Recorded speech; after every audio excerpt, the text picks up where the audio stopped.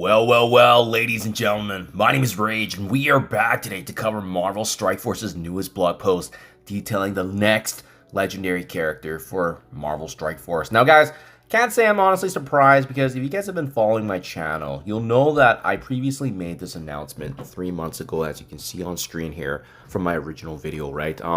This is just a testament to our due diligence and hard work of analyzing what they've been teased, but yeah, it's awesome. It's awesome to see that our prediction holds true, guys. We talked about how Blastaar and Thunderstrike were going to be the next legendaries before they even came into the game. And again, this was over 3 months ago. So now we finally have that confirmation, ladies and gentlemen, because that was what was announced yesterday, being Thunderstrike. Now, what was outside of my expectations, however, was that he was going to be another addition for Cosmic Crucible. So let's talk about that real quickly here. So in case you missed it, the Annihilus invasion is threatening the existence of Nexus Earth and reality itself, and Nick Fury is calling on the Asgardian ranks for this next legend and the fight against Annihilus, Thunderstrike. Now, having said that, guys, it's interesting because I wonder if this is going to be signaling now, as I've alluded to in my past videos, the potential for some more Asgardian love coming into Marvel Strike Force. You know, we've seen X-Men, Sinister Six, and even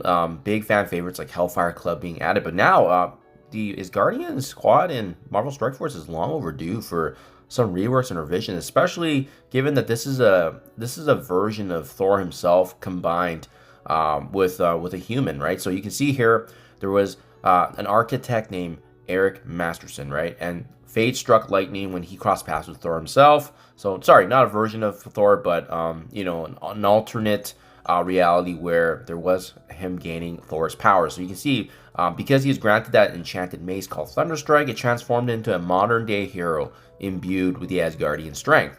So really cool to kind of signal that. But does that mean potentially we might see some more love coming for Asgardians, right? That's kind of what I'm looking forward to. Thunderstrike's legendary power strikes with maximum force on Cosmic Crucible offense. He sustains his allies with support mainstays like heals, health steals, and in addition to that, offense, he's just barrier was for specific characters via charge mechanic, and he also powers himself with a basic ability. And it's interesting because he's also going to be benefiting Blastaar. So this is going to be a legendary dual combination, because Blastaar, when he got first released, there's going to be some additional love coming for him, and they did say in the strike spot that there was going to be some more love coming to Blastaar. So I wonder if this is kind of what they were signaling. But you can see here, he rules beside him and electrifies the kingdom. He's going to be able to call in Blastaar for assists on his special and ultimate abilities, powering up his bomb burst mechanic for earlier detonation. And then as well, he's also going to be able to distribute stolen HP to Blastaar in addition to the barrier with his charge mechanic there. So together with key theory crafting, I do love that aspect. This is 100% going to be generating more theory crafting because of this legendary duel that we have not seen. But Thunderstrike and Blastaar can rule top Cosmic Crucible defenses like Accursed and tricky Illuminati combinations. So that is definitely interesting, guys. What is interesting as well is Thunderstrike, unfortunately, he does not get the Asgardian trait, guys. So you can see he's a Hero Global Mystic support legendary. So not really what I was expecting, to be honest. At very most, I would have been thinking a brawler with Asgardian trait. He's got a healthy 126 speed, not the fastest, but he'll still get ahead a lot of enemies beforehand, so that's good. And then obviously, like I said earlier, some big things to be noting is his special and his ultimate. You can see here, he applies blind to the primary target. He's going to be clearing negative effects. And then specifically in Crucible offense, he applies blind to adjacent targets, which is nice. And in addition to stealing 20% HP, and then once again, calling on Blastaar for that assist. Also able to start off with his ultimate ability, Full Energy. The blind applies to random support enemy, attacks all enemies for piercing, trauma, stealing 10% HP. In addition to that, also benefiting Blastaar and bypassing the heal block. So I can see this ability being very useful in Dark Dimension. Unfortunately, it does cost 10, so I mean, it's a pretty expensive ability to say the least. Now, he also applies Safeguard, Defense Up, Immunity to specifically himself and Blastaar. So this is really going to push Blastaar already stronger than he already is at right now in the meta for Crucible, right?